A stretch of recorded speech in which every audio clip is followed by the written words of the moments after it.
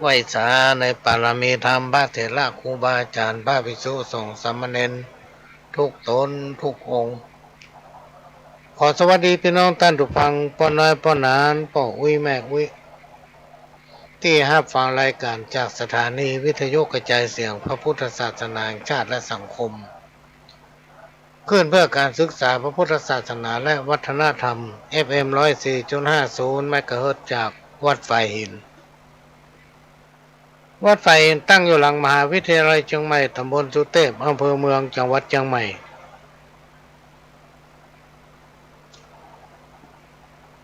ก็เป็นประจำทุกวันอาทิตย์พี่น้องท่านผู้ฟัง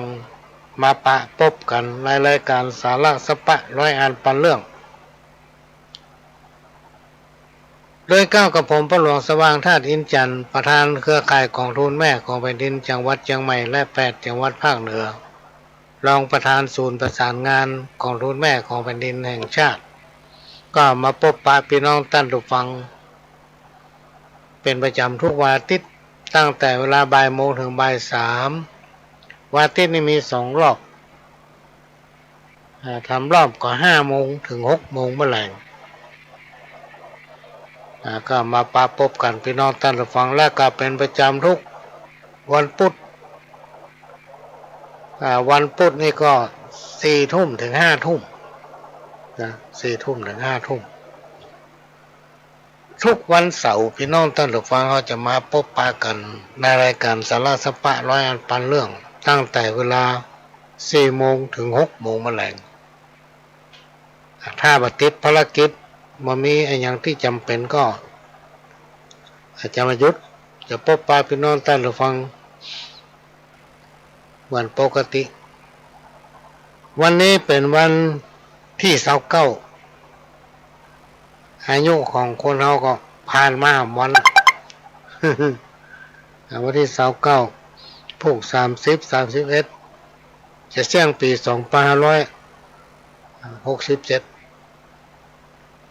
ก็ขอให้พี่น้องท่านผู้ฟังทั้งหลายอยู่กันสุขีร่ำรวยมั่งมีเหมือนกันทั่วหน้าอยู่สุขสบายเนอะพี่น้องเจ้าข้าอย่าเจ็บเป็นอย่างเนี่ยการทำงานขอให้มีความเจริญก้าวหน้า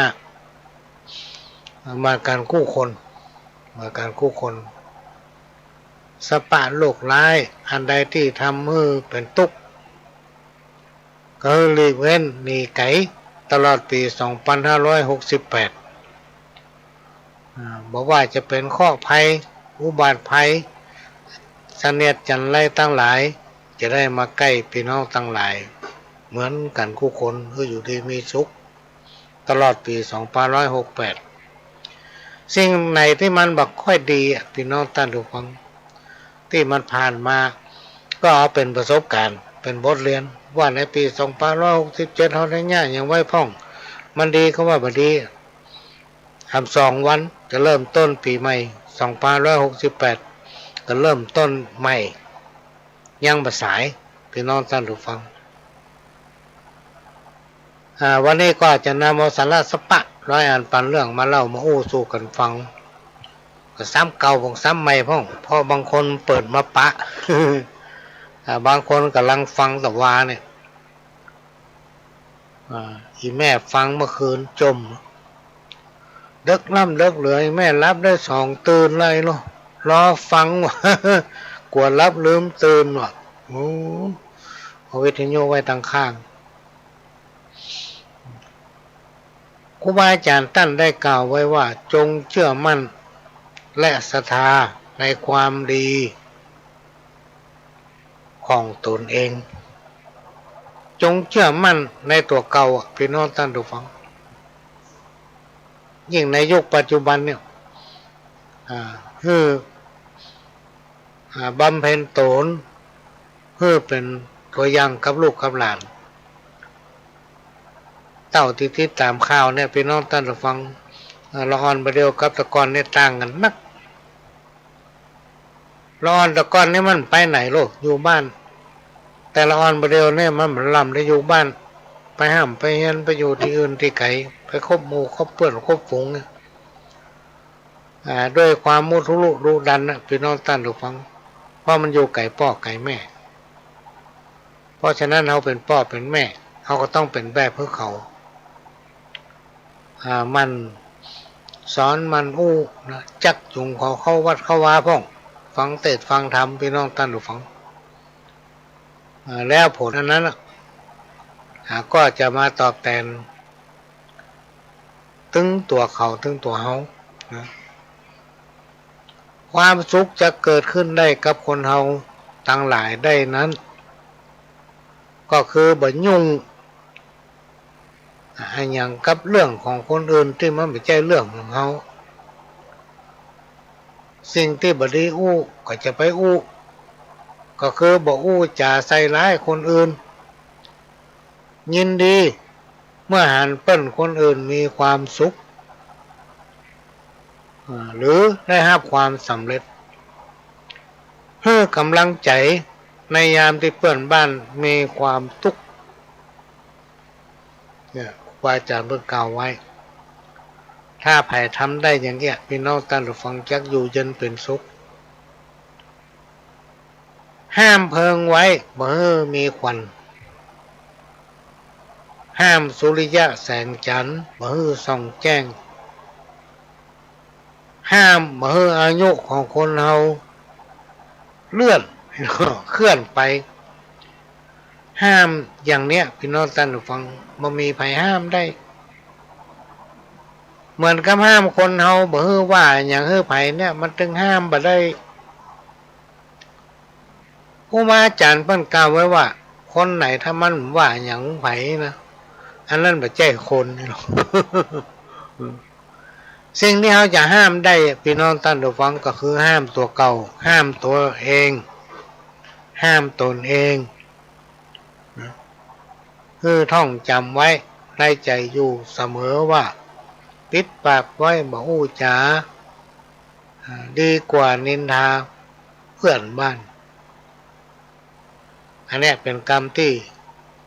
ครูบาอาจารย์เพิ่นกล่าวไว้เอามาสอนลูกสอนหลานบอกเขาลูกเขาหลานพี่น้องท่านผู้ฟังก่อนที่เขาจะสอนเขาต้องทำตัวเขาเป็นแบบ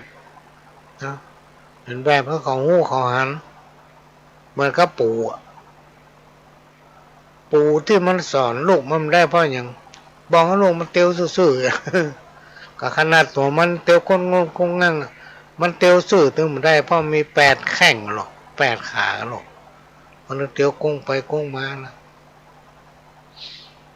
กรรมโบราณแต่ก่อนมีกรรมหนึ่งพี่น้องท่านผู้ฟังที่เป็นคติตั้งใจท่านกล่าวไว้ว่าอย่าตุกเพราะกรรมอู้ของไผ่อย่าท้อถอยเพราะกรรมนินทาไอ้นินทาเนี่ยพี่น้องท่านผู้ฟังมันเป็นยาป้างนึ่งแล้วมันทำให้เรามีกำลังใจที่แยกกันทำงานทั้งหน้าทั้งตาทำตามหน้าที่ของตนแล้วมันจะพ่ายไปเองคนที่ดูถูกคนอื่นเนี่ยมันจะพ่ายจงคบหาผู้ที่เป็นคนดีจงยึดติดกับคน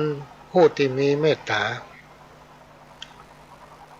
จงเสวนาคบหากับท่านผู้ที่มีใจกรุณาอย่างเงี้ยจะทำอย่างเนี้ยเฮ้ยเนี้ยทำนักกว่าที่เขาอู้ประการสำคัญพี่น้องท่านผู้ฟังคนเขาเนี่ยอย่าไปลืมตัว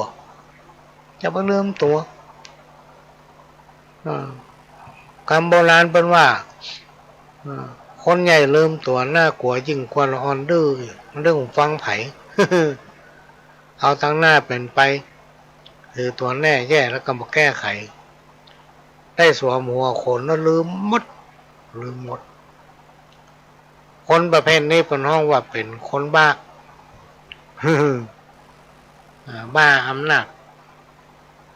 บ้าตำแหน่งบ้าหน้าที่บ้าหัวขนลืมไปว่า ที่เขาสวมอยู่นั่นเป็นหัวคนนั้นหลายๆคนพี่น้องตันฟังเปิ้นโอ้ฟังโอ้แต่ก่อนมันดีแต่ดีว่า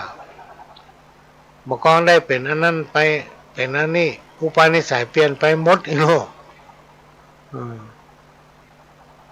มันจะพอคนอื่นว่าเป็นคนที่ไร้ค่าด้อยศักดิ์ศรีเนี่ยอันระวังไว้เถอะพี่น้องท่านผู้ฟังเปิ้นฮ้องว่าเป็นคนลืมตัวคนที่กล่าวมานี้จะไปเข้าใกล้มัน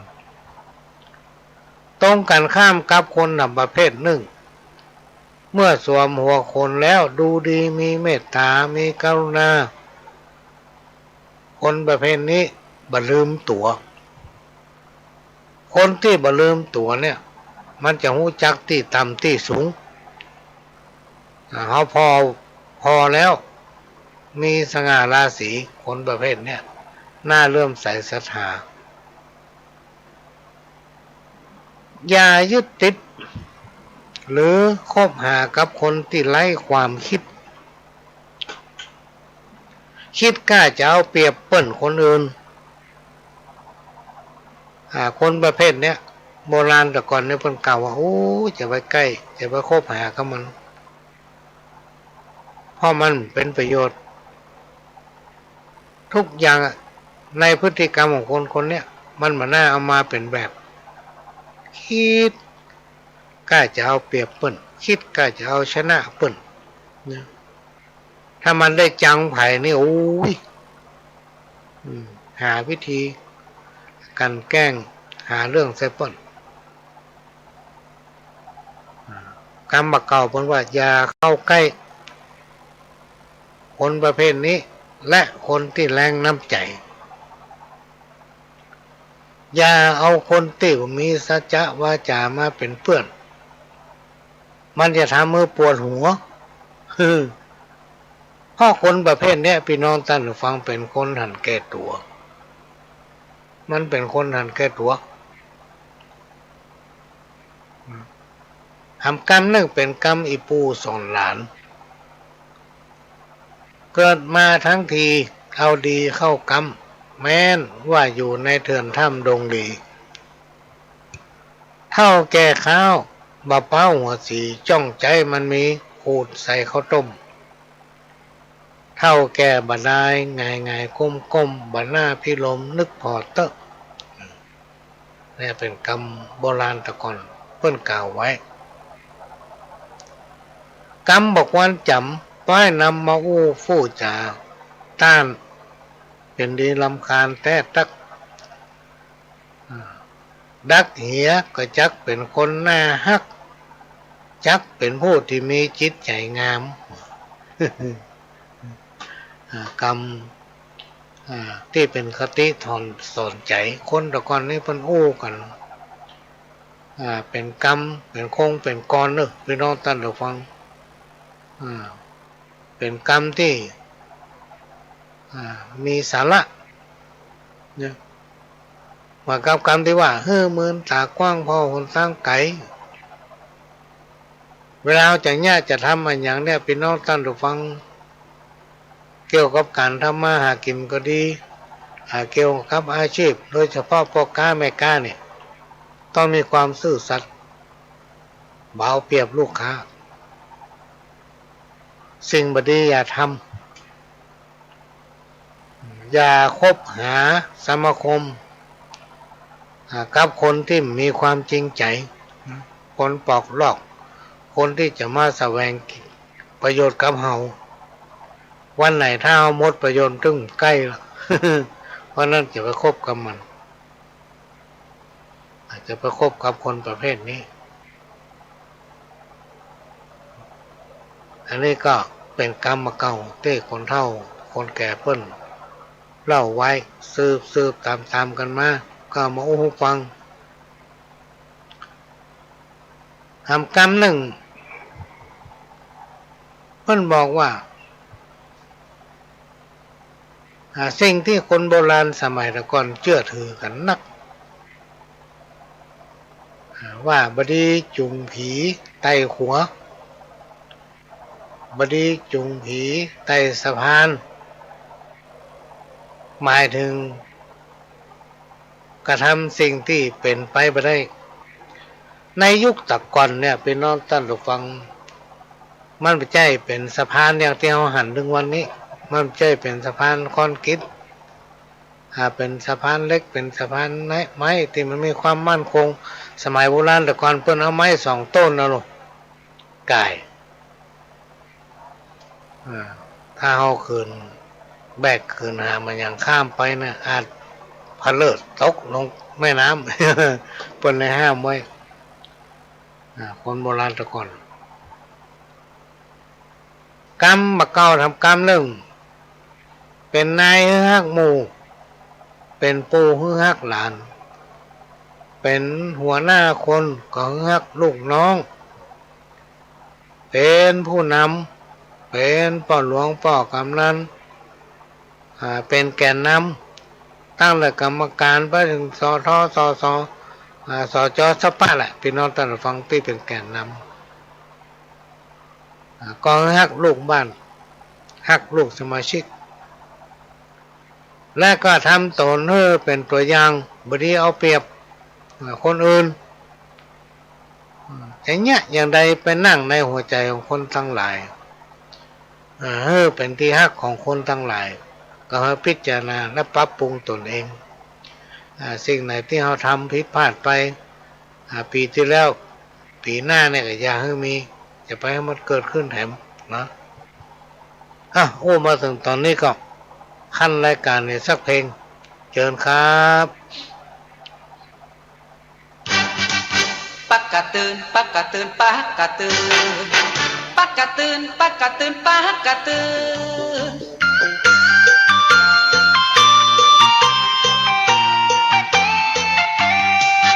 คนเฮาจะตู้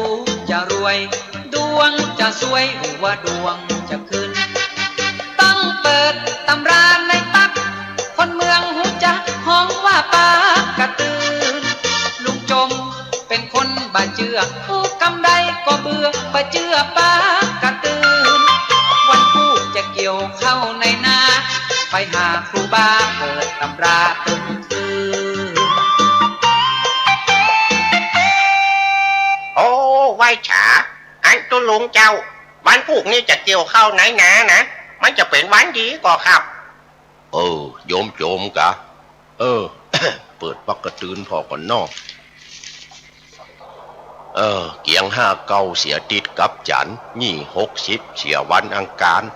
42เสียชุกกับปุด37เสียวันเสาร์กับวันพัดโอ้วันพวกนี้เป็นวันกาละกินีเป็นวันใจยทึดบดีเกี่ยวเตื้อมันเป็นวันฮ้อนวันไหม้เนอะปะแกกาตุลุงมันจะแน่ชัก2%นี่จ้างคนไว้หั่นเป็น10 คนจำเป็นได้เกี่ยวเหรอกาจ้ะ ถ้าบ่เชื่อก็ตามใจลุงโจมเถอะเนอะ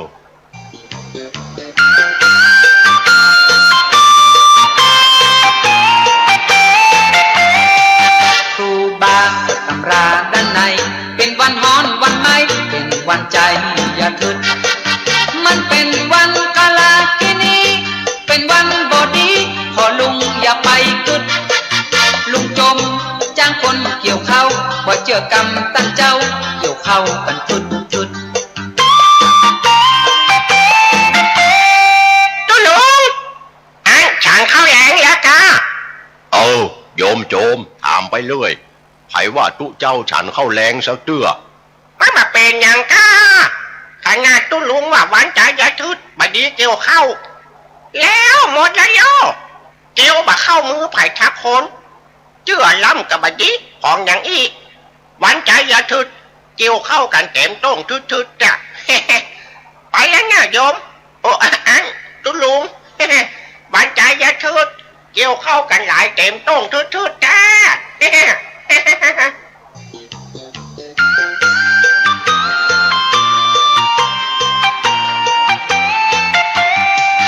กี่ยวเข้ามัดเข้าตีเข้าเสร็จแล้วหมู่เฮาคนเข้ากันทึด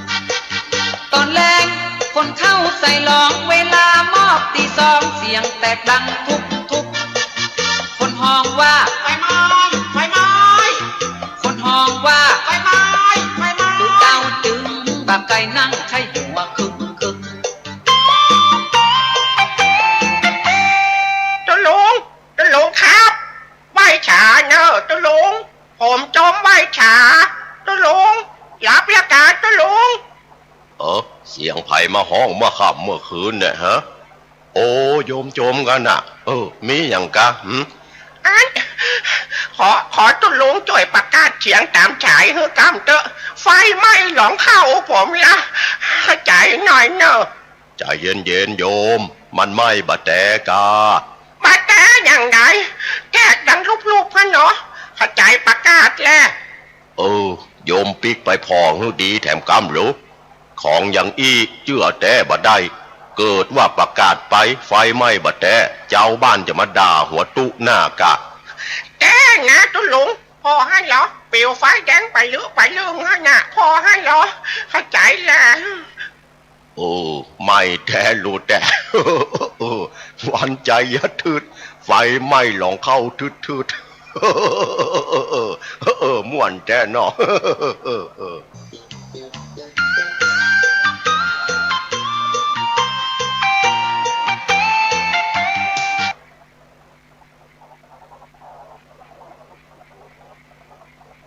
ก็ผ่านไปพี่น้องท่านผู้ฟังจะเป็นลืมเนอะในวันที่31เป็นวันเสี่ยงปีปี2567เสี่ยงวันนั้น ทุกวัดพี่น้องท่านผู้ฟังก็จะมีการสวดมนต์ข้ามปีนะสวดมนต์ข้ามปีใครอยู่ใกล้วัดไหนก็ไปวัดนั้นน่ะส่วนมากรอบนอกชนบทจะมีวัดเป็นบ้านเราเนาะไม่ใช่เหมือนในเมืองนี่วัดติดวัดหาอยู่บ้านไหนก็ไปวัดบ้านเฮานะมันใกล้ดีการสัญจรพี่น้องท่านฟังในยุคปัจจุบันเนี่ยรถมันหนักบอกว่าเมื่อวันเมื่อคืนรถหนักเพราะฉะนั้นก็ขอเชิญพี่น้องท่านผู้ฟังทั้งหลายได้ร่วมกันไปร่วมกิจกรรมสวดมนต์ข้ามปีเพื่อความเป็นสิริมงคลกับตัวเก่าที่วัดหลวงอ้อก็จะมีการสวดมนต์ข้ามปีก็คงจะเริ่มสักประมาณ3 ทุ่มเป็นต้นไปพี่น้องท่านผู้ฟังในคืนวันที่31เพื่อความเป็นสิริมงคลกับตัวเองพระหลวงก็จะแปลงต้นพระป่าไปตั้งที่กลางวิหารพี่น้องท่านทุกคน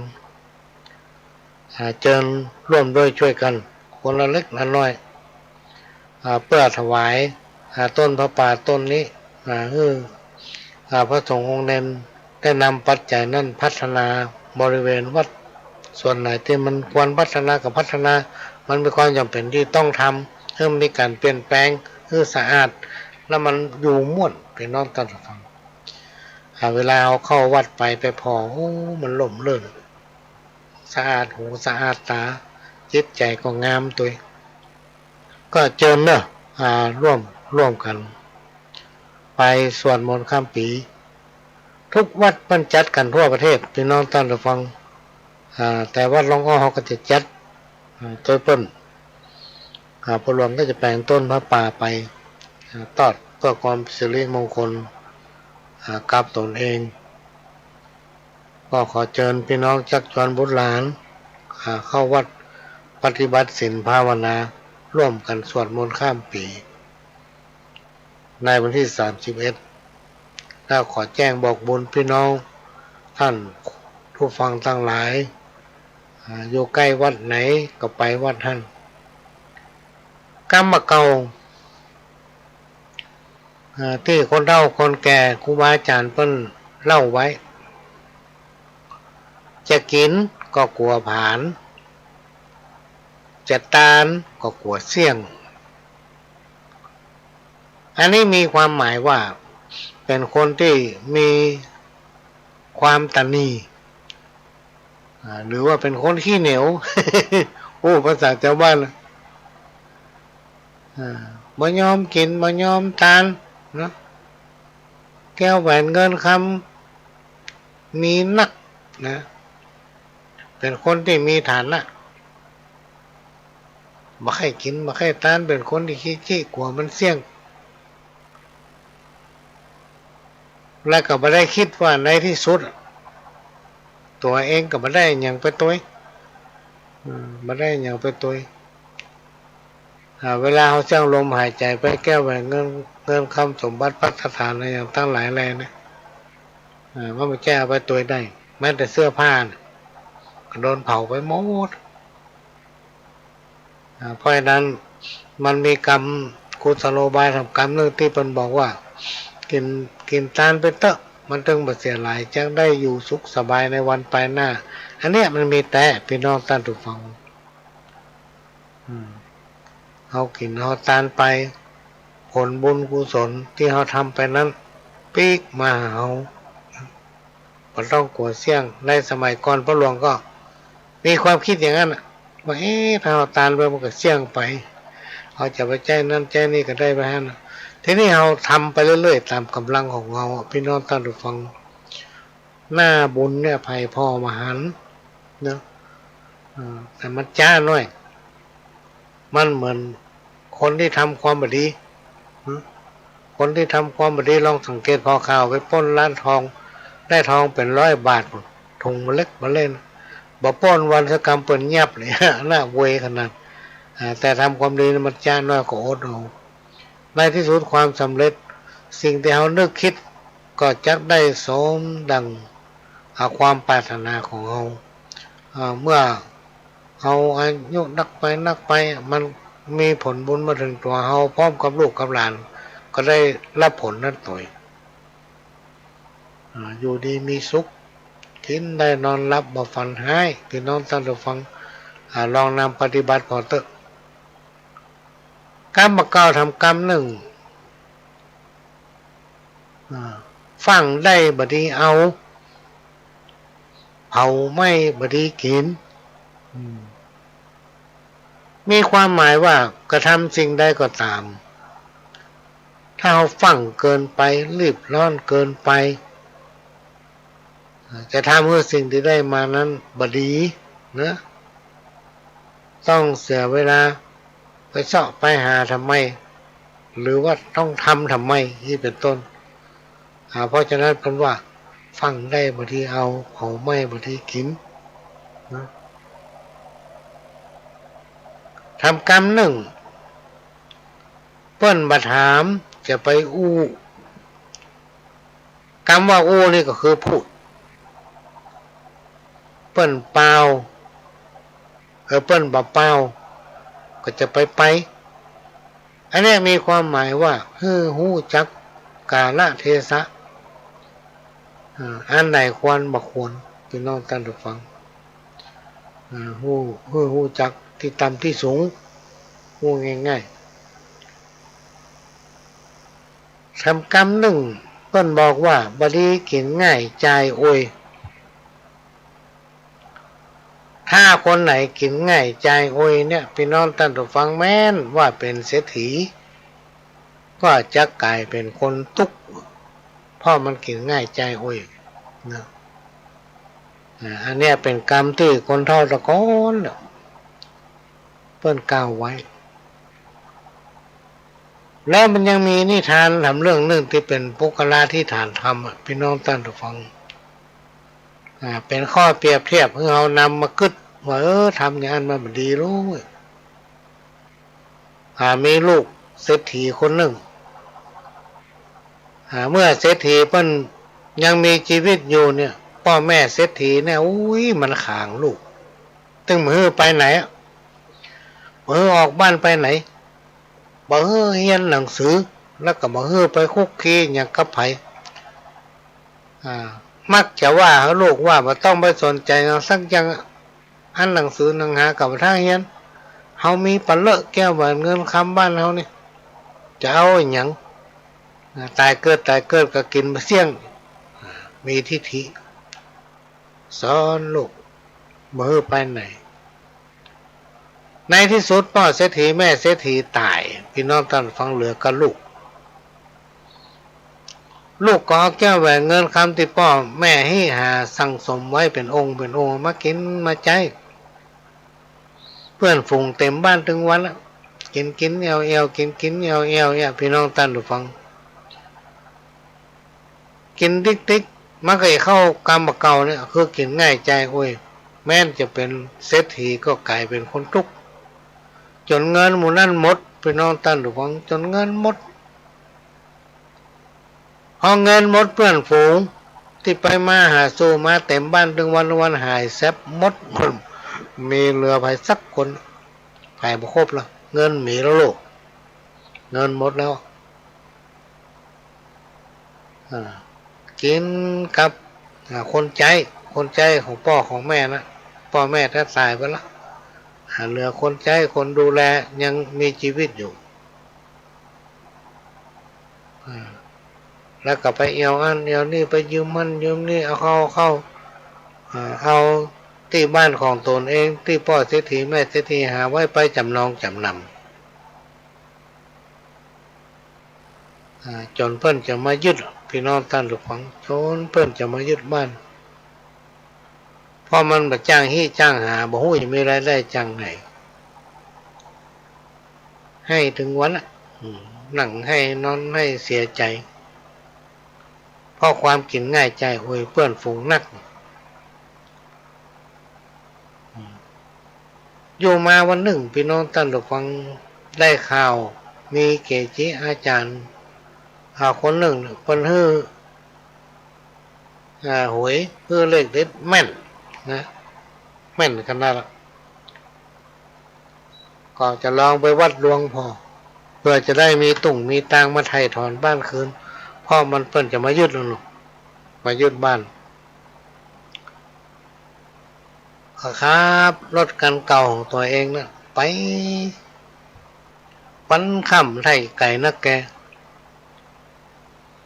พอไปถึงก็ฟังเข้าไปกราบเจจิรูปนั้นว่าที่ดันดนมาประเดี๋ยวเนี่ยเนื่องจากมีความทุกข์นักแก้วเงินคำก็มีเพิ่นจะยึดบ้านยึดจองละจะมาขอเลขเด็ดอีกหนู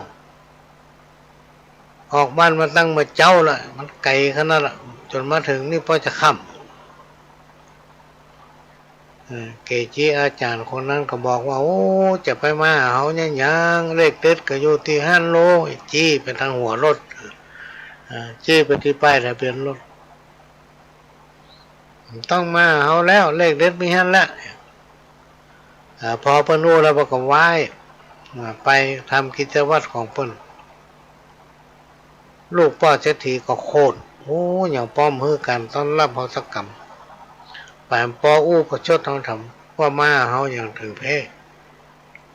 เลขที่ตัวใครได้เลขเด็ดมีหน้ารถตัวหันแล้วน้อยใจปิ๊กมาบ้านพี่น้องท่านทุกคนพอมาถึงบ้านก็ปิดประตูตั้มขึ้นมาอยู่บนบ้านมายอมกินข้าวกินน้ำด้วยความน้อย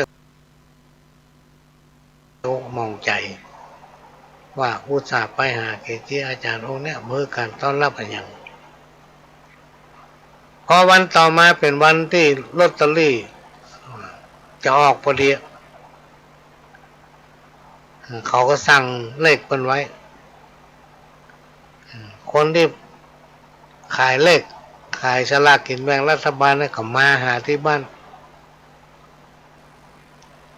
คนใจของพ่อแม่เศรษฐีที่อยู่ตัวท่านก็มาต้อนรับคนที่ขายฉลากกินแบ่งลอตเตอรี่โอ้จะเนี่ยที่ใดเพิ่นสั่งลอตเตอรี่ของเขาเนี่ยไว้ถึงชุดมาเล็กมาเล่นเนาะชุดใหญ่เป็นหูขี้ใบคนใจของพ่อเศรษฐีแม่เศรษฐีเขาไปจ้างญาติจะใดก็มาปรึกษาเรื่องกันญาติใดให้สูสตางค์ในออมสินเขามีเท่าใดเขาออกมาซื้อไว้เหตุดีกะก็กลัวลูกของเจ้านายเสียอกเสียใจเนาะเดี๋ยวเพิ่นจะบอกครบผมว่านัดเพิ่นมาสั่งเพิ่นไว้แล้วแทนที่เพิ่นขายไปก็ได้หั่นเลย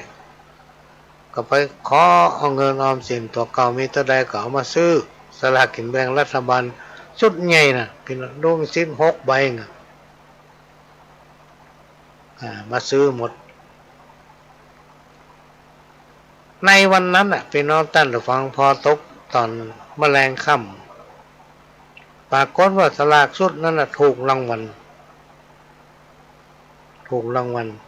ก็เลยมีเงินไถ่ถอนเอาที่บ้านที่จองของพ่อเศรษฐีแม่เศรษฐีกลับคืนมา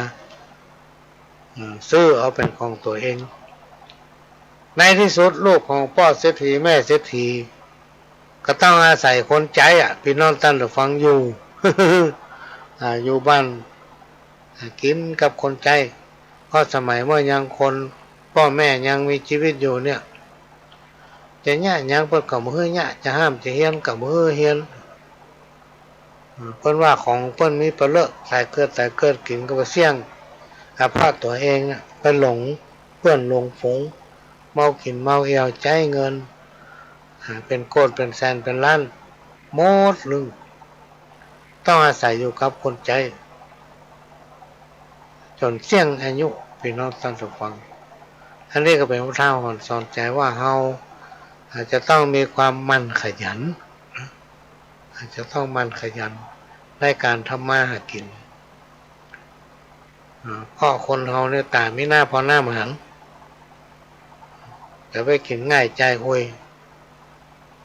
ยึดเอาปรัชญาเศรษฐกิจพอเพียงมาใจยินดีในสิ่งที่ตนมียินดีในสิ่งที่ตนได้เพื่อพอใจในตนเองให้จังได้ก็จ้างแล้วเพื่อเราพอใจในตัวเก่าครูบาอาจารย์เพิ่นมีกรรมทำกรรมเรื่องที่เพิ่นบอกว่ากินจิกินจ้ำมันหิมันหาในวันตั้งหน้าจังมั่งมีจะเป็นเศรษฐีร่ำรวยไปหน้าวันตั้งหน้าเนี่ยเขาพอมาหันพี่น้องท่านผู้ฟังถ้าเรามีความขยันหมั่นเพียรจ้างกินจ้างใจวันหน้าเราจะได้สุขสบายแต่ถ้าเราสบายวันนี้พี่น้องท่านผู้ฟังในวันหน้าเราจะลำบากในวันหน้าจะลำบากอันนี้ก็เป็นคติสอนใจนะสอนใจก็นำมาฝากพี่น้องท่านผู้ฟังในวันนี้ช่วงนี้ก็จะเอาเพลงมาขั้นสัก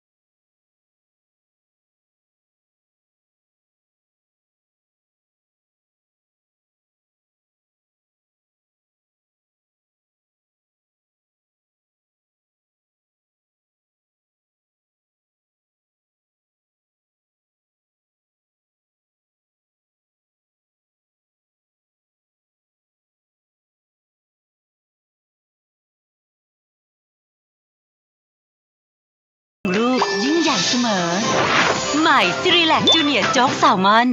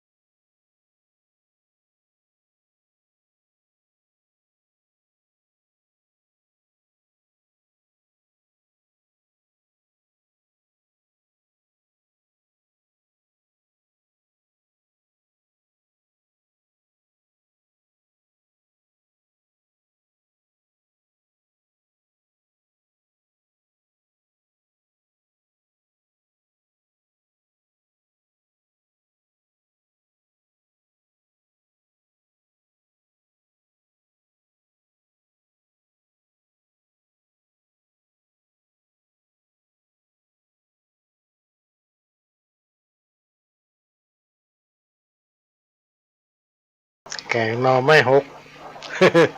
ก็ไม่ท่า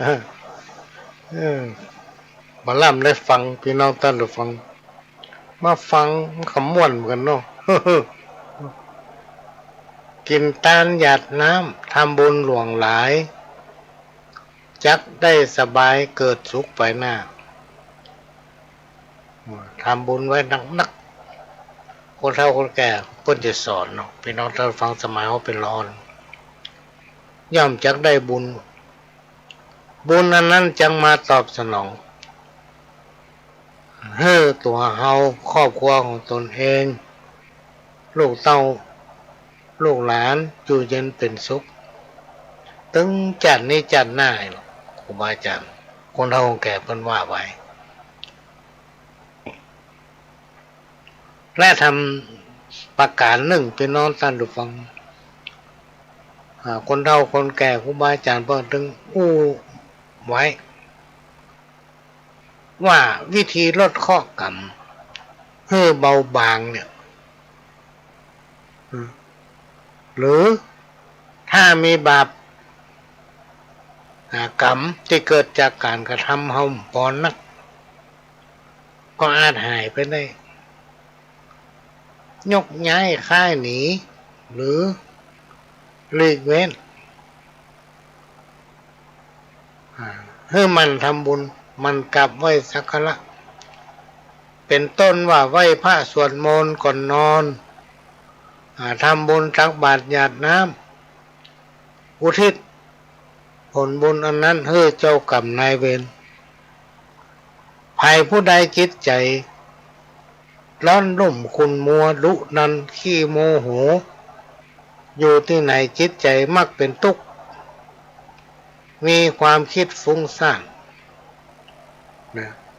หน้าตา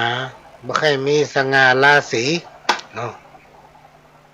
ครูบาอาจารย์ท่านได้กล่าวไว้ว่าเพราะว่าเมื่อในอดีตชาติ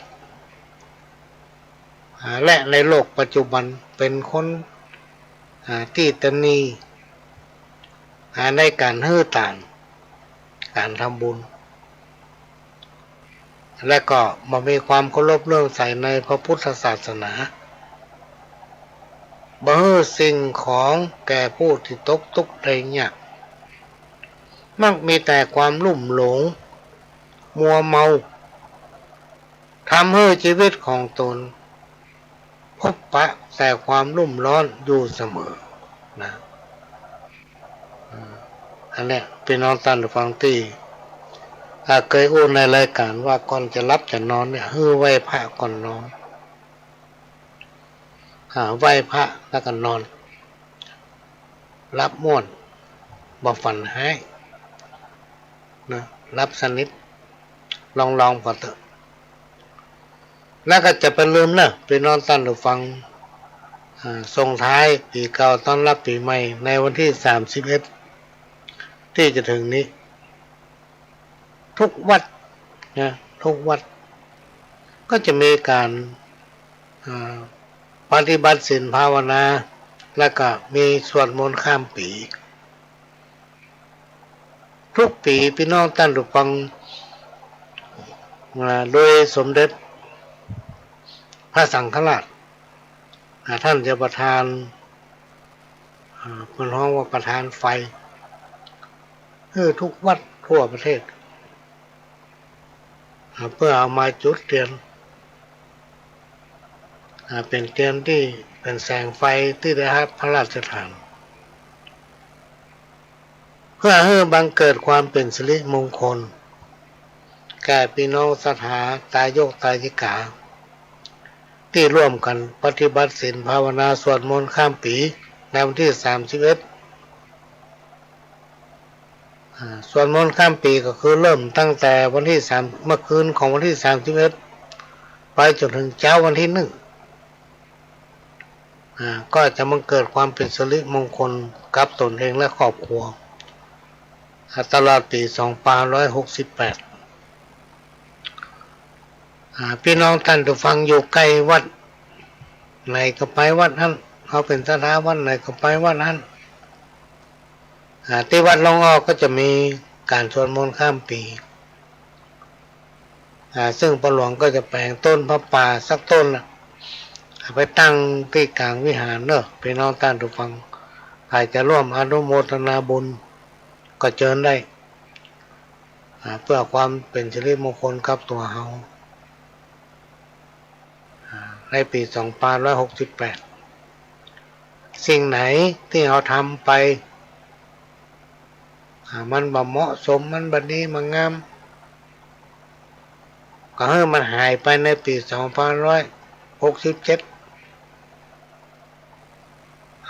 เอามาเริ่มตั้งเนื้อตั้งตัวทำไมเพื่อรักษาสิ่งที่ดีงามตั้งหลายที่นำประพฤติปฏิบัติมาเป็นตัวอย่างให้กับลูกกับหลานก็ขอเชิญพี่น้องท่านผู้ฟังทั้งหลายได้ร่วมกันปฏิบัติศีลธรรมโดยใกล้วันไหนไปวันท่านและตอนเช้าของวันที่1ก็จะมีการทำบุญตักบาตรทุกวัดเพื่อความเป็นสิริมงคลกับตนเองและก็ครอบครัวจักจูงลูกเต้าเหล่าหลานไปร่วมกิจกรรมนี้โดยพร้อมเพรียงถ้าเราทำได้พี่น้องท่านผู้ฟังกินทานหยาดน้ำทำบุญหลวงหลายจักได้สบายเกิดสุขไปหน้าเกิดสุขไปหน้าสิ่งทั้งหลายเหล่านี้วิธีลดข้อกรรมเพื่อเบาบางแต่ถ้ามีกรรมมาพอนักนี่ก็อาจจะหายไป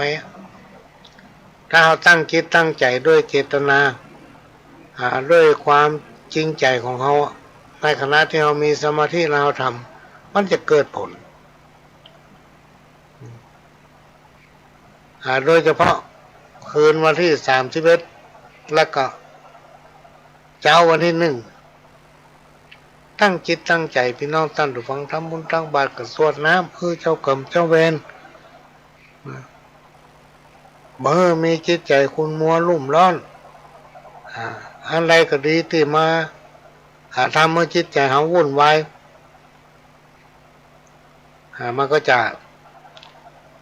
ลดน้อยหรือว่าหายไปนี่เป็นต้นก็ขอเชิญเนอะร่วมกัน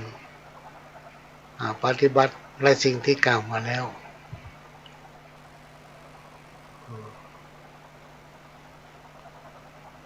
กรรมเก่ากินบุญเก่า หมายถึงเมื่อในอดีตชาติเป็นผู้ที่เคารพเลื่อมใสในพระพุทธศาสนา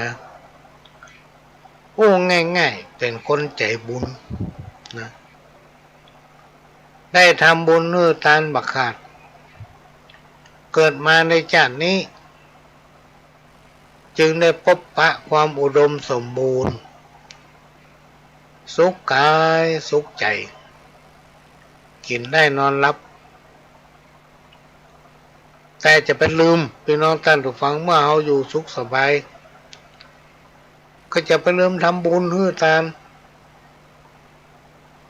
เพื่อเสริมชะตาบารมีเชื่อมกับบุญเก่าบัดนี้ประมาทถ้าเอาประทำเกิดบุญเก่าหมดระวังเตอะพี่น้องท่านผู้ฟังมีตัวอย่างให้หันถ้าบุญเก่าหมดมีอันเป็นไปปะที่เกิดขึ้นกับตัวเองบ่สามารถจะแก้ได้แก้ไขบ่ทันละนี่ก็เอามาฝากไว้คือเป็นข้อคิดกรรมเก่าทำกรรมหนึ่งกุเรื่องกู้หน้า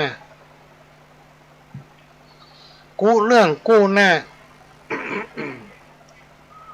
มักชอบกุเรื่องสร้างเรื่องขึ้นชอบเรื่องโกหกกอกกิ้งเอาดีใส่ตัวเอาสิ่งบดีให้เปิ้นคนอื่นเพื่อกู้หน้าตนเองเอาชื่อเสียงใส่ตัวเก่า อันใดที่ตนเองได้ทำไว้คือความบดีนะปีดผิดตึงมือไผ่หันตึงมือไผ่หูเป็นคนที่ไม่ยอมเสียหัวฮื้อไผ่ฮื้อเปิ้นยกย่องอยู่ตลอด เปิ้นฮ้อเป็นคนที่ถือตัวแน่คนประเภทเนี้ยพี่น้องตั้นถูกฟังถ้าปะมันจะไปใกล้ไม่จะทำให้เราเดือดร้อนหนีมาไกลๆการอู้บดีให้คนอื่นใส่ร้ายคนอื่นซึ่งมันไม่สามารถทำให้คนที่เขาว่าให้เปิ้นนั้นกลายเป็นคนบดีได้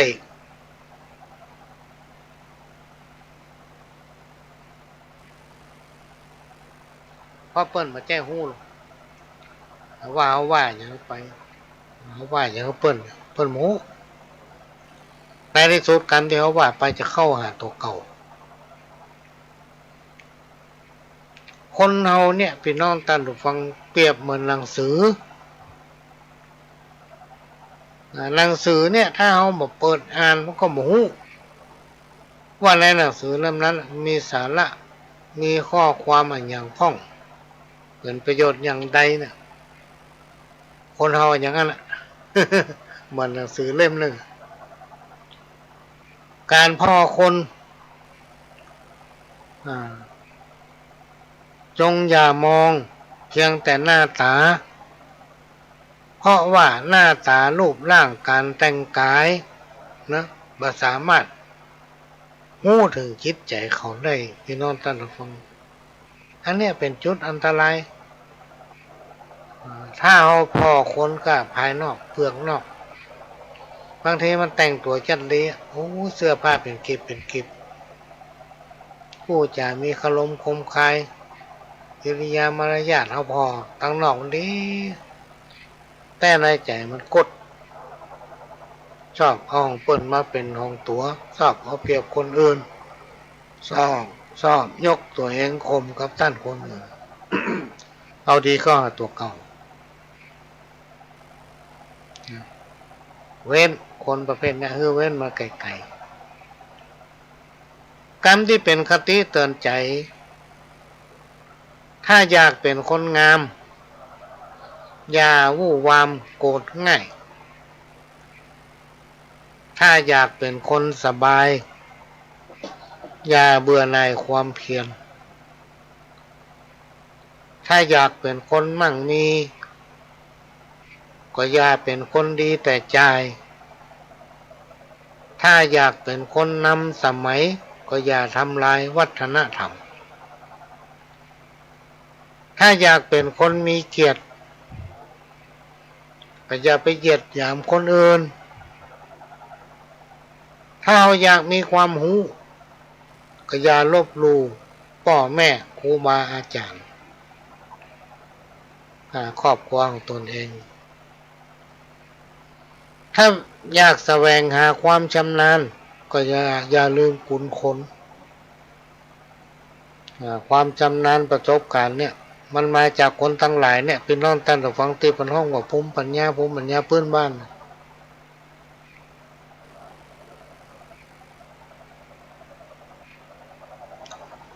นะถ้าอยากให้คนทั้งหลายเนี่ยเพิ่นฮักก็อย่าขาดเมตตาถ้าอยากมีวาสนาดีเป็นคนมีอำนาจมีบารมีมีเกียรติไปที่ไหนเพิ่นชอบเชิดชูเกียรติว่าเป็นคนดีเป็นสีของสังคม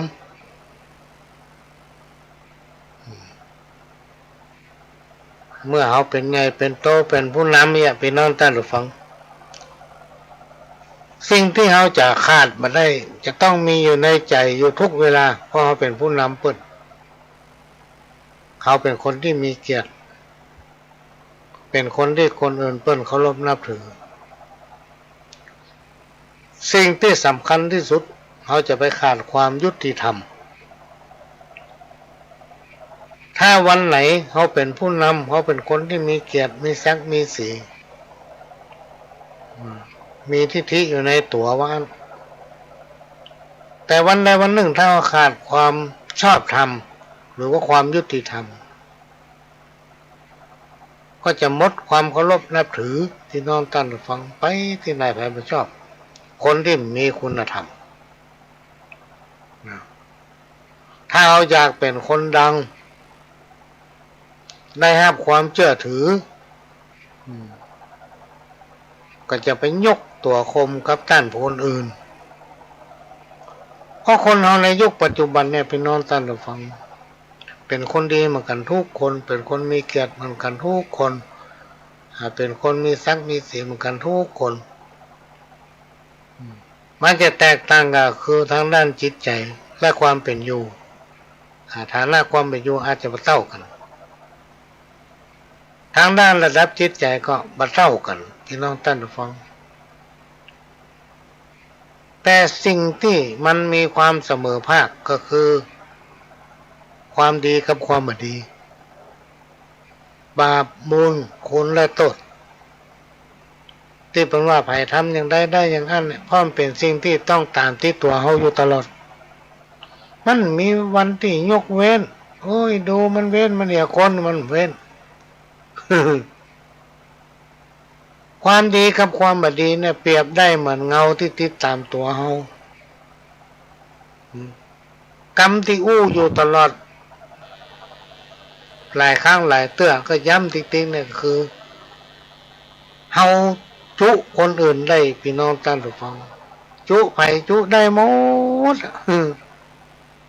แต่จุตัวเก่าบ่ได้นะจุตัวเก่าบ่ได้อันเนี้ยเป็นความจริงคนเราทุกคนจะต้องอยู่กับความจริงพี่น้องท่านผู้ฟังถ้าไผ่ไม่ยอมรับความจริงคนประเภทนี้จะไปคบเหมือนกับในสังคมยุคปัจจุบันเนี่ยเปิ้นฮือเกียรติเฮาต้องฮือเกียรติเปิ้น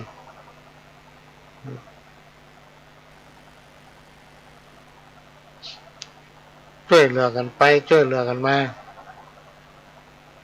ถ้าเรามีความจริงใจมาหันแก้กินมาหันแก้ได้มาหันแก้พักแก้พวกตั้งตนเพื่อเป็นกลางเป็นคนที่มีความเสมอภาคมีคนฮักเท่าตายเวลาตายไปมีคนอะไรหาโอ้ยดูมาแต่ถ้าตลาดใดเฮายังเป็นคนที่มีอุปนิสัยมีทิฐิในตัวกว่าเปิ้นติ๊กๆนี่นะ ไปกันมาเหมือนพี่น้องแต่ละฝั่งโคบไปก็โคบได้มาเหมือนวันไหนที่เฮาหมดประโยชน์ให้พ่อเพราะว่าเฮาปฏิบัติตนเหินห่างจากศีลจากธรรมบ่มีคุณธรรมอยู่ในจิตในใจคนเฮาทุกคนเนี่ยพี่น้องท่านทุกฟังครูบาอาจารย์เพิ่นกล่าวไว้ว่ามันเกิดมาพร้อมกับกรรมเป็นกรรมที่เฮาได้ทำไว้ตั้งแต่ปางก่อนเพราะว่าจะเป็นกรรมดีกรรมบ่ดีกรรมที่เกิดจากกายวาจาและกระใจของเฮาหากปฏิบัติตนเป็นคนดีประพฤติปฏิบัติแต่ในสิ่งที่ดีๆหลีกเลี่ยงคนผ่านก็คือบ่ใกล้คนผ่าน คนผ่านเนี่ยพี่น้องท่านผู้ฟังนอกจากเป็นคนบ่ดีแล้วเปิ้นยังจัดอยู่ประเภทของคนก็คือคนอัปปะมงคลอยู่ในกหาความเจริญบ่ได้เพราะอุปนิสัยของคนพาลนั้นมักจะชอบสร้างแต่ความเดือดร้อนลืมคุณคนหูจักคนเบ้อไผ่ล้ำตัวเก่า ภายล้ำหน้าตัวเข้าไปได้นะเป็นห้องคนผ่าน คนผ่านนี่มันจะมีอุปนิสัยเอาตัวเองรอดพอบริหารสิ่งที่ดีของคนอื่น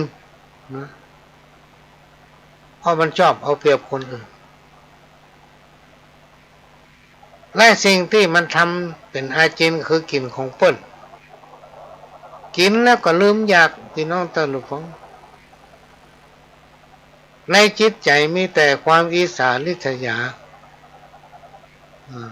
การโอ้การจาก็โอ้อวดแล้วก็ประมาทในลาภสักการะมักจะลบหลู่คุณท่านลบหลู่บุญคุณคนคิดกล้าจะเอาประโยชน์ใส่ตัวคนพาลนั้นพี่น้องท่านผู้ฟังจังหาความเจริญความสุขทางใจมาได้สุขเป็นชั่วข้าวชั่วขาวนะ กินได้นอนบ่คันหลับมักจะฝันร้ายคิดร้ายอยู่ตลอดหน้าตาก็บ่สดชื่นบ่สดใสเพราะอุปนิสัยของมันจริงๆแล้วมันเป็นคนผ่านนะมักจะลบหลู่บุญคุณของคนอื่นคิดกล้าจะเอาประโยชน์ใส่ตัวทุกข์และภัยตั้งหลายจะไหลมาหาทำให้ได้รับความทุกข์ทางกายทางใจอยู่ตลอดเวลาและก็หาความสำเร็จในชีวิตมาได้เลยนะพี่น้องท่านผู้ฟังเปิ้นกล่าวไว้ลองพิจารณาผมเถอะมันต้องเป็นความจริงอ่ะพี่น้องท่านผู้ฟังอันนี้ก็เอามาฝากมาแจ้งมาสอนก็จะฝากเพลงให้พี่น้องท่านผู้ฟังได้ฟังกันสักเพลงเชิญครับ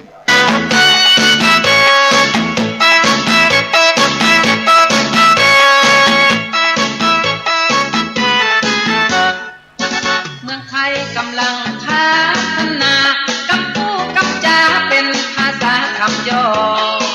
อย่างธนาคารการเกษตรนี่น้องเรียกว่าทกส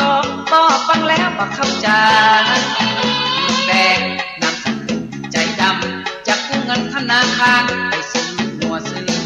ควายจึงไปพบพนักงานธนาคารมีชื่อเสียงเรียงนามว่าคุณโชคชัย โอ้สวัสดีครับคุณโชคชัยผมจะมาขอกู้เงินนะจะซื้องัวมาเลี้ยงเขา จะเอาวัวพันธุ์พื้นเมืองหรือว่าพันธุ์ต่างประเทศล่ะครับถ้าวัวพันธุ์พื้นเมืองก็ตัวละ 5,000 บาทถ้าพันธุ์ต่างประเทศได้กู้ตัวละไม่เกิน 10,000 บาทนะเอาพันธุ์ต่างประเทศดีกว่าครับถ้าผมจะเลี้ยงสัก2 ตัวนี่เพิ่นจะให้กู้เท่าใดครับ2 ตัวก็ 20,000 บาทสิครับเอา2 ตัวดีกว่าครับถ้าลุงซื้อมาเลี้ยงลุงต้องดูแลให้ดีนะถ้ามันออกลูกมาไม่กี่ปีหนี้สินลุงก็หมดแล้วรับรองเลยครับสำหรับผมนี่นะถึงบอกให้ได้เฉียบประวัติเลยล่ะครับดีกู้เงินได้มา20,000ถ้าเป็นคนอื่นจะได้20,000 บาทลุงแดงก็อยากเป็นนี่นะก็หาทางประหยัดจะทำอย่างไรตัดสินใจไปซื้องัวแม่มาถ้ามันเกิดทีหลังอันนั้นคือกำไร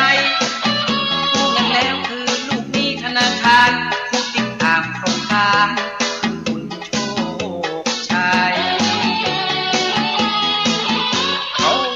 สวัสดีครับคุณโชคชัย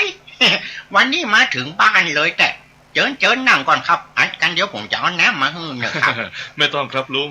ผมมาติดตามโครงการไหนล่ะครับวัว2 ตัวที่ลุงซื้อมาเนี่ยพวกน้องมัดปืนเขาหมอม่วงพวกเราครับอ้าวไหนลุงบอกว่า2 ตัวทำไมมีตัวเดียวเลยเนี่ยฮะก็แถมตัวมันอยู่ในท้องฮะเหรอแถมเมื่อกี้วันมันก็เกิดแล้วลูกครับแคปพล้านแล้วลูกครับกู้เงินมาซื้อ2 ตัวไม่ใช่มาซื้อวัวที่กำลังท้องแล้วมาบอกว่า2 ตัว ลูกค้าอย่างนี้ใช้ไม่ได้ทีหลังอย่าทำนะเสียประวัติลูกค้าหมดลุงต้องไปซื้อมาอีกตัวหนึ่งนะ โอ้อ่านบอกครับครับผมจะไปซื้อมาแถมตัวครับคุณโชคชัย ดี เลี้ยงงัวแม่มานหลังมนอดทนได้2 ปีป้างัวมานบ่เกิดสักทีใจบ่ดีเฮาจะทำจะได้ตัดสินใจขายงัวแม่มานบ่ต้องหวังแล้วเรื่องงัวเรื่องควายขายงัวแล้วคือแม่มันไปกาดซื้อกินมาลากฟ้ากับข้าวงาย สวัสดีครับลุงแดง โอ้ชาวบ้านนี้ครับคุณโชคชัย ครับ บางนี้มาเจอแก ครับนี่วัวอีกตัวที่ผมบอกให้ลุงไปซื้อมาเพิ่มนะซื้อมาแล้วหรือยังแล้ววัวที่ตั้งท้องตอนนี้เกิดหรือยังล่ะลุง ป้ามันบักเกิดชักเดือนนะ อ้าว ผมรำคาญผมเลยขายเหี้ยละ เลยให้แม่มันไปชื่องัวพันธุ์ใหม่ ไปตั้งแต่เจ้าละมาเจ้าบัดเดียวกว่าปุ่นมาปุ่นละฮะแม่มันคุณโชคชัยมาบ้านนี่เว้ย อ้าวไหนลุงบอกว่าเมียลุงไปซื้อวัวพันธุ์ใหม่ผมไม่เห็นสักตัวเลยเนี่ย ก็ให้นอคุณโชคชัยงัวพันธุ์ฮิวนะกะพันธุ์นี้ดีนะบ่ต้องเลี้ยงน้ำเลี้ยงหญ้ามันฮิวมาต้องย่อง กินหลับด้วยกันเหมาะจะขาดเนาะ บ่ลุงทำอย่างนี้ไม่ถูกต้องนะ ฮะ ทีหลังลุงจะกู้ไม่ได้อีกแล้วจะบอกให้ อันเอาขั้วเห็ดถ้วยเนาะ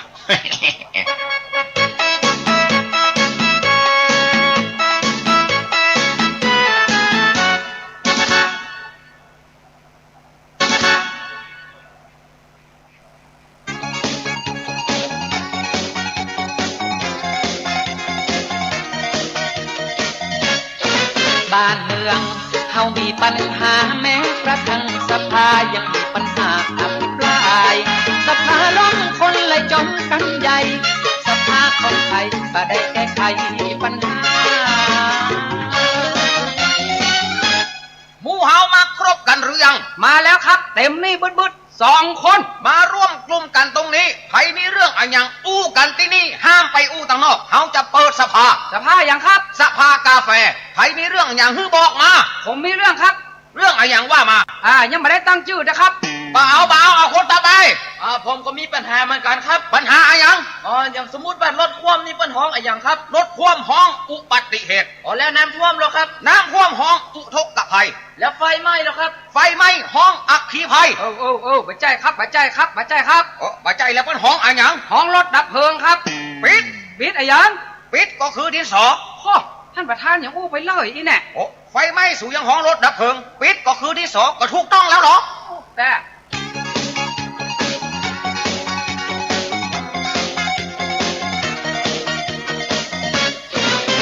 เฮา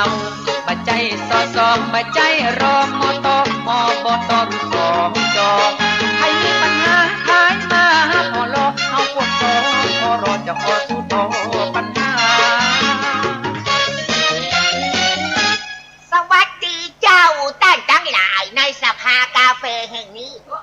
เนี่ยเท่านี้มันลูกไหนมานี่อีเท่าคะเนจอตัวยุ่งแถมเดียวใครแน่จริงก็มาถามปัญหาอะไรเอ่ยกันแม่เนี่ยเข้ามาแล้วประเด็นนี้เป็นว่าจะมาตายปัญหาอะไรเอ่ยได้เนาะได้แล้วอันผมจะขอตายก่อนว่ามาเลยอะไรเอ่ยกำไปขี่กะก้องกำมาล่นตัวก้นแม่มันโอ้ก็เกี่ยวกับว่าแม่มันปาลูกมันไปดูหนังขายยาแล้วตอนหลังลูกมันนั้นหล่นตัวก้นนะเนี่ยเวลาหนังเลิกแม่นละเก่งบัดถูกแล้วมันเป็นอันหยังมันคือรถลากไม้ลากสูงอะ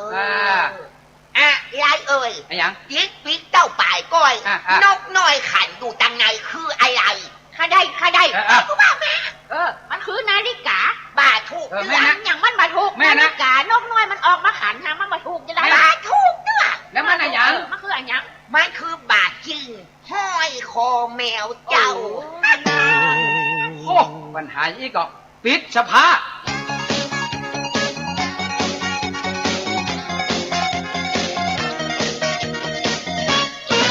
สภาหมู่เฮาหักกันมาแบ่งพวกแบ่งวันกลุ่มนั้นกลุ่มนี้ปัญหาไปเล็กเฮายกมือทันที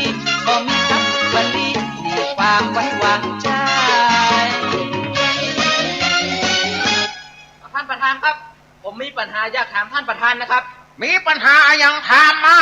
เวลาไก่นอนเนี่ยหัวมันอยู่ที่ไหนครับ อ่ะฮะเป็นคนทักสัตว์ดูเนี่ย ครับ เวลาไก่นอน หัวมันก็ซุกเก้าปีก บัดใจครับท่านประธาน เอาแล้วหัวมันอยู่ที่ไหน ผมไม่ได้ทำหัวไก่ครับ ผมทำหัวมันก็ต้องอยู่ในดินกับครับ เอามานึ่งกับน้ำพริกสมะ ท่านประธานครับ ผมเห็นไปถามบริการครับ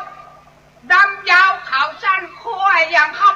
ดำยาวขาวสั้นคือข้าวสารและก็ข้าวก ไม่ใช่ครับ ำมาใจแล้วมันคืออะไรหยัง มันโคขี้เจ๊กิมครับ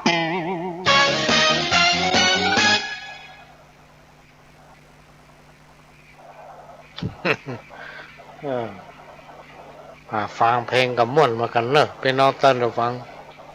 มาล่ำได้ฟังสักเตื้อไม่ค่อยมีเวลาได้ฟังโกรธเขาเฮาก็หูว่ามันฮ้อน มันต้องม่วนโกรธคนอื่นนี่นะคิดอยู่หันมันขับใจ นอนบ่หลับซ้ำจะนั่งจะนอนก็เป็นทุกข์บสุขใสแล้วยังดื้อด้านโกรธเขาจะไปโทษไผหน้าแค้นใจจริงๆบัดหน้าชมเวลาเกิดความโกรธเนี่ยพี่น้องต้อนรับฟัง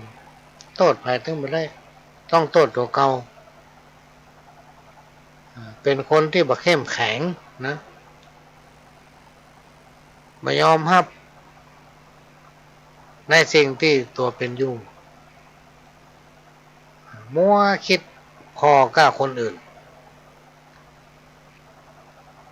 ถ้าเอาใจแข็งเป็นลูกผู้ใจเป็นคนที่มีความจริงใจเนี่ยพี่น้องต้นหรือเปล่าแล้วก็เอาความดีเข้าสู้ทำไปตามหน้าที่ในที่สุดมันจะชนะหมดธรรมะคำสั่งสอนองค์พระสัมมาสัมพุทธเจ้ามันเป็นยาแก้ทุกข์ทางใจนะธรรมะคำสั่งสอนองค์สัมมาสัมพุทธเจ้านั้นเป็นยาบำรุงหัวใจปากวิเศษธรรมะเป็นที่พึ่งของจิตใจบางผู้บางท่านไปนั่งฟังธรรมแล้วมันนำมาปฏิบัติมันนำมาคิดโอ้ตอนนี้เตะทำบะม่วนตอนนั้นม่วนคนอู้หัวข้อธรรมะเฮาฟังไปชอบสาระเบาะแบะชอบของมาแท้ของแท้มันไม่ชอบระเบียบวินัยเป็นตัวชี้วัดความเป็นคนของคนเฮาต่างคนต่างก็มีระเบียบวินัยพี่น้องท่านฟังคนเฒ่าคนแก่เพิ่นกล่าวไว้ว่าชีวิตจะมีแต่ความสุขเพราะความมีระเบียบวินัยความเข้าใจผิดนั้นย่อมเกิดขึ้นกับคนเฮาทุกคน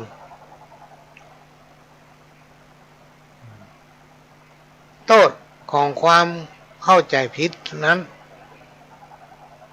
ถ้าเมื่อคนเฮาเป็นคนดื้อรั้นคนดื้อรั้นมักจะทำในสิ่งที่ผิดครูบาอาจารย์ท่านได้กล่าวไว้ว่าจงพยายามทำความเข้าใจและให้มีความรู้สึกดีๆกับคนอื่นจงพยายามอย่าคิดว่าตนเองถูกอยู่เสมอจงพยายามละทิ้งอุปนิสัยดื้อรั้นเพราะความดื้อรั้นนั้นมันบ่ฮื้อคุณกับไผและบ่ทำให้ไผที่เป็นคนดื้อรั้นมีความสุข อันนี้เป็นกรรมที่ครูบาอาจารย์เพิ่นอู้ไว้ก็มาอู้ฟังข้าไผนำปฏิบัติได้พี่น้องท่านทุกฟังจักอยู่ดีมีสุข นะอันนี้ก็เอามาฝากขณะนี้พี่น้องท่านผู้ฟังก็กำลังฟังรายการสาระสปะรายอ่านปันเรื่องจากทางสถานีวิทยุกระจายเสียงพระพุทธศาสนาแห่งชาติและสังคมขึ้นเพื่อการศึกษาพระพุทธศาสนาและวัฒนธรรม FM 104.50 เมกะเฮิรตซ์วัดไฟหินวัดไฟหินตั้งอยู่ตำบลสุเทพอำเภอเมืองจังหวัดเชียงใหม่ไปทางกาดต้นขยอมหลังมชพี่น้องท่านผู้ฟังไปเลยๆก็จะไปปะป้ายอยู่ขวามือวัดไฟเป็นรายการที่ได้รับการอนุเคราะห์เมตตาจากท่านผู้อำนวยการสถานีเมตตาอนุเคราะห์หาเวลาให้มาดำเนินรายการพบปะพี่น้องท่านผู้ฟังเป็นรายการที่เจ้าบ้านแท้ๆมามาจากกันโดยก้าวกับผมป้อหลวงสว่างธาตุอินจันทร์ประธานเครือข่ายของทุนแม่ของแผ่นดินจังหวัดเชียงใหม่และ8จังหวัดภาคเหนือก็มีคนถามหลายคนได้ข่าวว่าเป็นประธานเครือข่ายของทุนแม่ของแผ่นดินมาหลายปีแล้วก็ไปเป็นรองประธานแห่งชาติเพิ่นมือออกพี่น้องท่านผู้ฟังไปลาหลายเตื้อลาไปได้เพิ่นว่าเขาอยู่เจ้าตายวะก็กล่าวว่าทำสัก30 ปีกว่าเพิ่นมือออกคนดีมีเปลือกคนที่เก่งนะเขาก็มีเปลือกแล้วก็เป็นจะได้มั้งครับก็เลยบอกว่าอยู่ไปเรื่อยๆมือออก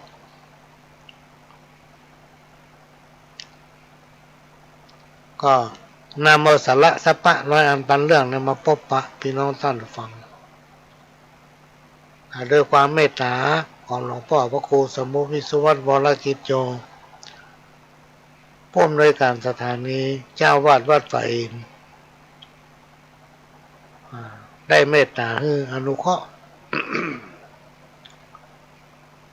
กรรมติชมกรรมอวด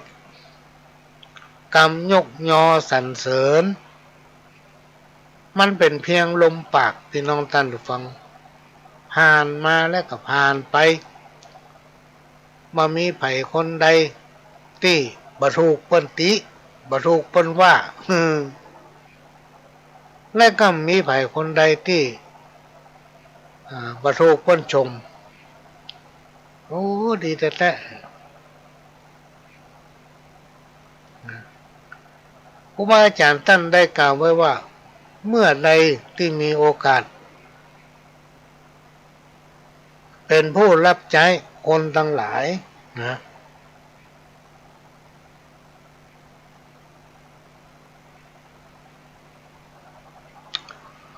เขาได้เป็นผู้รับใช้คนทั้งหลายหรือได้เป็นผู้นำเป็นผู้บริหารเป็นหัวหน้าคนหรือเป็นเจ้านายคนครูบาอาจารย์ท่านได้กล่าวไว้ว่าต้องรู้จักครองใจคนก็คืออยู่ในใจของคนไปที่ไหนตั้งใดก็ให้คนทั้งหลายได้ระลึกคิดถึงเมื่อครองใจคนได้แล้วอันยังก็มีความเป็นไปอย่างมีระเบียบและก็ราบรื่นการนำคนเนี่ยพี่น้องท่านผู้ฟังหรือว่าการอยู่ร่วมกันในสังคมชุมชนนั้นมันก็จะต้องมีถึงพระเดชพระคุณ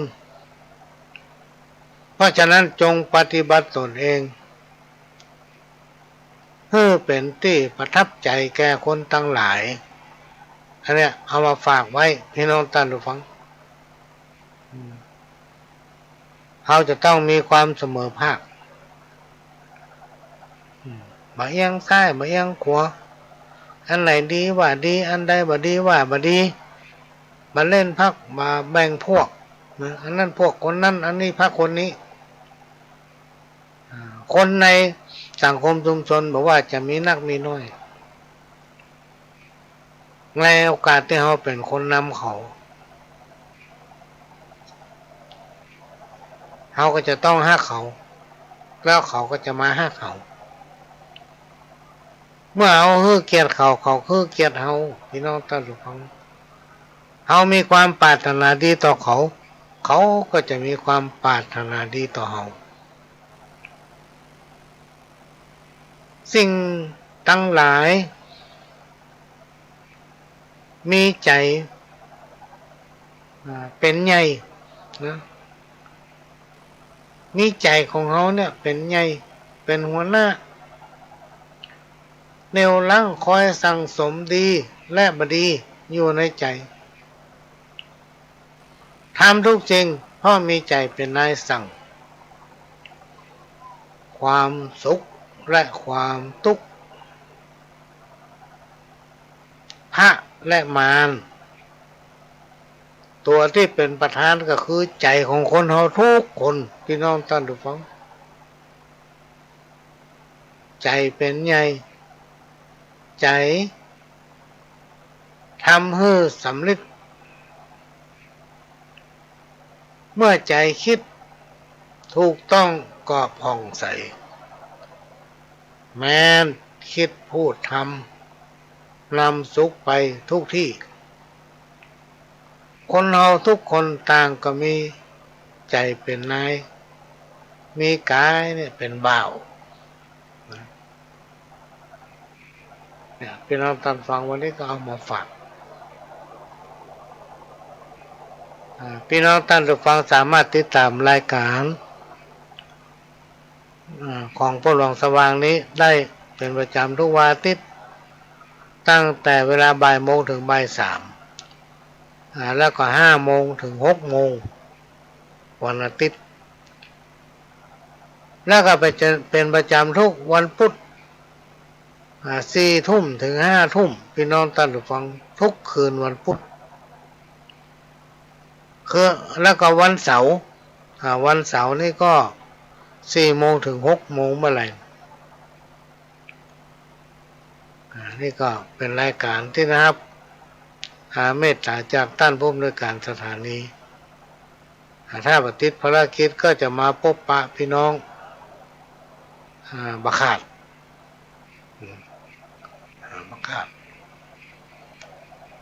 ก็จะมีเพลงสลับไปพ้องพี่น้องท่านผู้ฟังเนื่องจากว่าอายุนักไป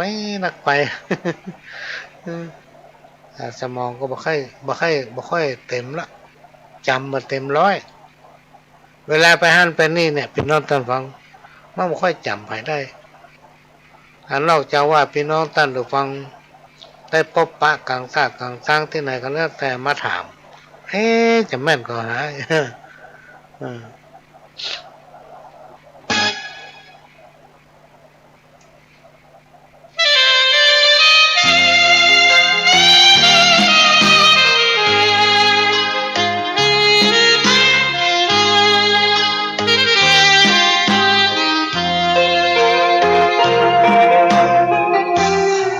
คราวเงียบหายไปหลายนาทีนึกว่าไปได้ดีสมศรีน้องเป็นผีโพงอยู่กลางต้นนาเมื่อตะวันหันน้องห่างตรงสมศรีน้องเป็นผีโพงคำลงซักกินของข้าวโอ้เป็นเช่นนี้เชียวหรือแฟนเฮาสิจ้าไม่น่ามัวเมาเล่นข่าวอึ้งออดขีดนาอ้ายต้องตะลึงคาดบ่ถึงว่าพี่จะกล้าทั้งข้าอึ้งออดเขียดคาน้องเอามากำคอเลียข่าวถึงเป็นยังได้อ้ายยังฮักสมศรียังรอคนดีสมศรีได้ยินหรือเปล่าใครหันผีพงลักพกอน อนองเปียกฝนป่องาวทางตรงผู้จันบ้านเฮาอายังรอเจ้านอนฟังเสียงเตียวปิกมาเตอะสีอย่าทำวาดเตียวจนน้องไปนอนป่าเฮวเปล่าเปลวอ้างว้างฉันเธอสีเป็นผีพองอายังคงเป็นซับปะเลอจะซอกส่องเขียดคือเธอสมศรีเทพีผีพอง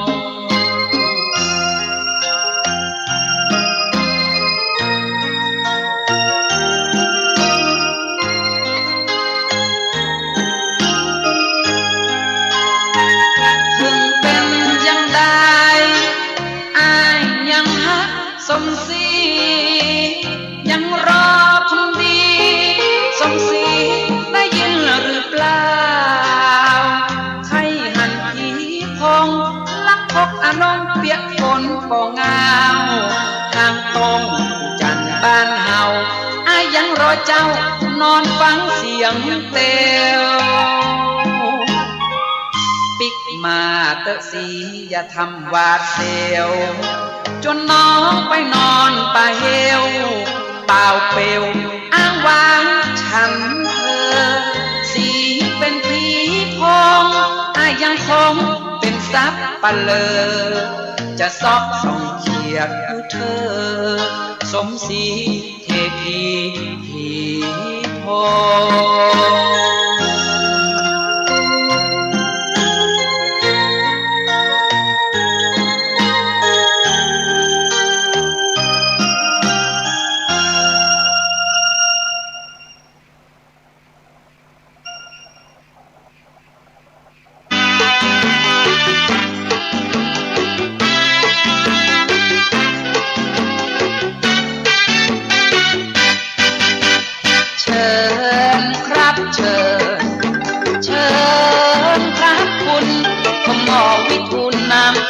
ใจ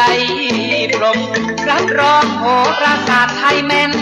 คนแก่แห่นว่าจะมีแฟนกี่คนอนาคตจะมั่งมีหรือยากจนจะออกลุ่มออกคนให้ผมเป็นคนทำนายสวัสดีครับลุงครับผมจะมาดูหมอกันครับ ครับถ้าจะดูหมอก็ยื่นลายมือมาครับ มือบักสะอาดนะครับมันเป็นยังลุงอย่างลายมืออย่างห้องเมืองห้างเนี่ยจะดูกันดูไปเลยไงบัตรมาติห้างตินี่มันบัตรจับนะจับนี่มันอะไรยังอะลุงมันเป็นคำอู้ของคนรุ่นใหม่คุณบอกเข้าใจลุงเกิดวันอย่างครับวันอาทิตย์วันอาทิตย์ก็เดียวกันเนอะอาทิตย์มาเนี่ยตำรากันเนอะลุงเนี่ยในตำราบอกว่าท่านที่เกิดในวันอาทิตย์แพ้ฤทธิ์เขี้ยวงาแพ้หมูแพ้หมาท่านว่าไม่ดียาเมื่อเวนไตรวิ่งไล่กากีถูกยักษ์ดักตีที่หน้าโรงแรมโอ้ลุงวันนี้บัดดีนะลุงเนอะไปลุงจะฟังไว้ไหนน่ะเดี๋ยวฟังไปเนี่ยยังไม่ได้ขึ้นกับหมอด้วยเนี่ยเอาไว้ให้ก่อนนะมันถึงจะได้ปิ้งมาแอวหากันจะเกิดมันอย่างแกหมอหูเตือนนี่ไปเนอะอย่างแปะไปข้าหมอพวกเนี่ยมันนั่งไม่เจ้ายังไม่ได้สักบาทเลยเนี่ยโอ้ดวงบัดดีด่ะ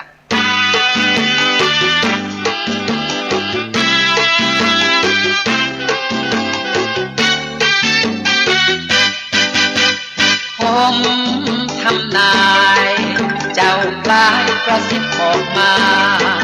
กำหนดภายใน3 วันห้ามออกจากบ้านห้ามออกจากชายคา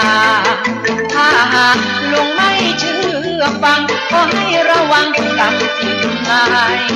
มาหากคืนยังออกนอกชายคาระวังเถิดนะลุงจะต้องตายต้องตายสวัสดีครับคุณหมอสวัสดีครับลุงสุกวันนี้จะตามเฮือกหมอกันครับอันจะตังไว้หันก่อนเถอะแต่คืนนี้นอนรับฝันหันก็ได้ครับผีปูแง่มาเข้าฝันว่าผมนี่เกิดวันจันทร์มาใจวันติดชักกรรมเขาเอาฮือมันแน่นะลุงสุกมันตายแบบแม่นนะครับมันก็แล้วที่ผีปูแง่ฮะกระหายเนาะผีปูผีแง่ลูกเพิ่งว่ามันจันทร์ก็แล้วว่าแม่นนะกระหายเนาะแน่กันแน่วันจันทร์แน่กันถ้าวันจันทร์เนี่ยผมจะดูขึ้นนะเขาเดียวกันเนอะวันจันทร์นี่คะแนนท่านที่เกิดในวันจันทร์ลุงสุกในอักษรสอ ท่านที่เกิดในวันจันทร์วันนั้นหมันหันหมันเหียนลาบนั้นบ่มียามเมื่อพระรถตบกับเมรีอักษรสอบดี3 วันนี้อาจถึงตายโอ้ลุงวันนี้บัดดีเลยลุงฟังอย่าออกไปตั้งนอกนั่นนะลุงเนอะห้ามออกจากตีนจันคาเป็นเด็ดขาดลุงเพราะลุงมีเคราะห์อาจจะถึงตายได้นะครับ แต่ขนาดง่ายมาเกิดวันจันทร์เพียงยังบอกป้นเตื้อ แน่ จะถามต่อก็จะเงาไปจ้ะจริงๆนะหมอเกิดวันจันทร์นี่มันเมื่อคืนไงจะเป็นวันอังคารบุรีจัก เอาขึ้นมาแน่นะลุงอย่างได้นะแล้วจะไปไหนน่ะก็หมอยังบัดฮื้อแต่ลุงมันจึงจะได้มาแอวหาการเจืออยู่ แต่ว่าไหนบัดฮื้อเนี่ย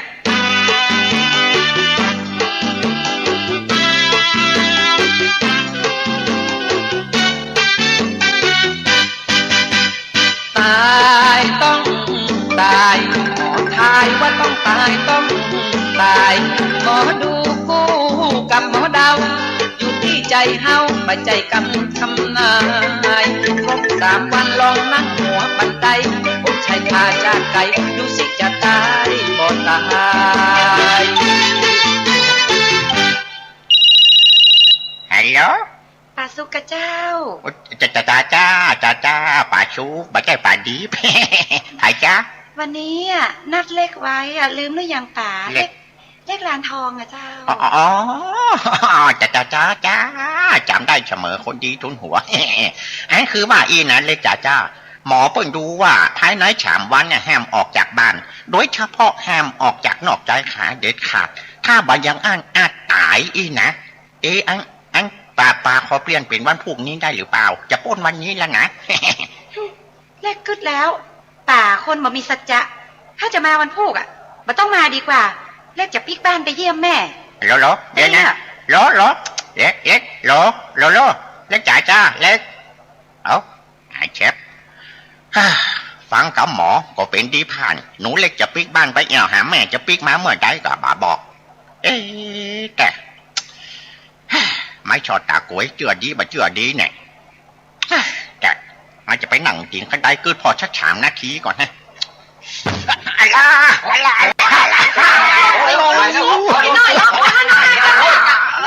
เอาโดยลงหน่อยเถอะโอ้ยบ้าเปล่าตกใจหัวลุงบ้าเปล่าตกใจหัวลุงอันนี้เลือดลุงกันแน่หมอเพิ่งจึงบอกแล้วภายใน3 วันห้ามหัวป้นนอกใจขาขนาดมานั่งกินขันได้นี่บ่ได้บ้าเปล่าตกใจหัวลุงกันแน่บ้านน้องเล็กน้องใหญ่ยังชักอย่างเนี่ยเพิ่นว่าหมอดูกูกับหมอเดาเขาบ่เชื่อก็บ่ดีลบลู่ไอ้ลาก็เอาลุงแลเอาลุงไปหาหมอแล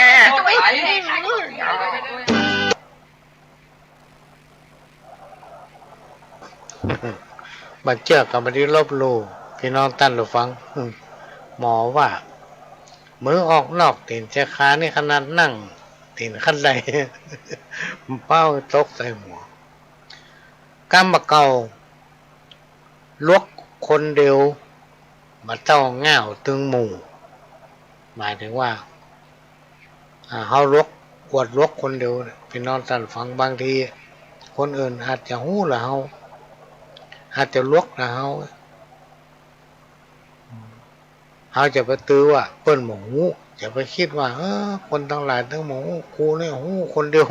กูเนี่ยดีคนเดียวเด่นคนเดียวไอ้เนาะเหมือนกับต้นไม้เขาพอไม้ต้นนี้โอ้มันถึงใหญ่ถึงเราส่งดีขนาดพอไปทางหน้าซ้ำไปป้าแต่ต้นนั้นใหญ่งามเลยต้นนี้อย่างนี้เป็นต้นงามฮักส้มแต่ว่าหวานอยู่ไปอากาศจอก็ว่าเพชรอันนี้คือกรรมเก่ามันมีแต่นะพี่น้องสั้นหรือฟองเหมือนกับกรรมหนึ่งที่เป็นว่า ไม้กด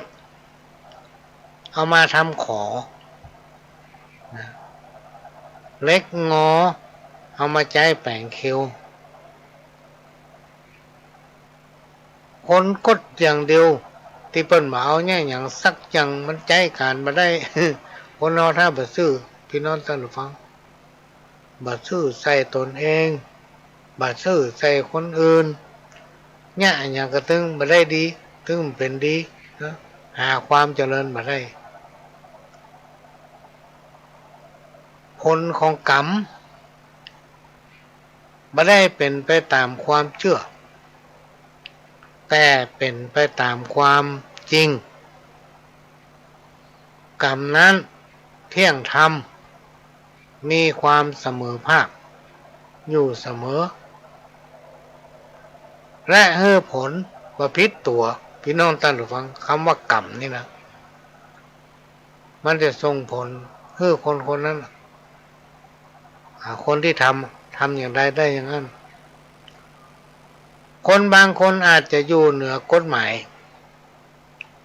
ทำมันยังก็มีความผิดเพราะเส้นใหญ่มีคนช่วยมีเงินมีทองเพิ่นถึงเปรียบไว้ว่าบางคนอาจจะอยู่เหนือกฎหมายนะแต่กฎแห่งกรรมนั้นพี่น้องท่านผู้ฟังบ่มีไผ